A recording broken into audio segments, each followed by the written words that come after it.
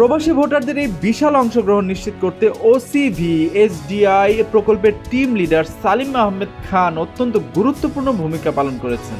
তার দেওয়া তথ্য অনুযায়ী প্রবাসীদের মধ্যে ব্যালট গ্রহণ ও ভোট প্রদানের হার অত্যন্ত আশাব্যঞ্জক। পরিসংখ্যান বলছে এখন পর্যন্ত 5,27,450 জন প্রবাসী ভোটার তাদের কাঙ্ক্ষিত ব্যালট হাতে পেয়েছেন। ব্যালট পাওয়ার পর ভোটদান সম্পন্ন করেছেন 5,03,441 জন।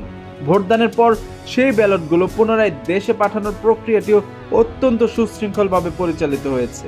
4,84,765 জন প্রবাসী ভোটার তাদের ভোট দেওয়া ব্যালটগুলো সংশ্লিষ্ট দেশের পোস্ট অফিস বা ডাক বাক্সে জমা দিয়েছেন।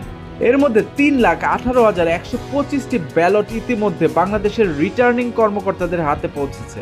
বিদেশের মাটিতে থেকে দেশের ভাগ্য নির্ধারণে প্রবাসীদের এই স্বতঃস্ফূর্ত অংশগ্রহণ নির্বাচন প্রক্রিয়ার অন্তর্ভুক্তিমূলক চরিত্রকে আরও শক্তিশালী করেছে।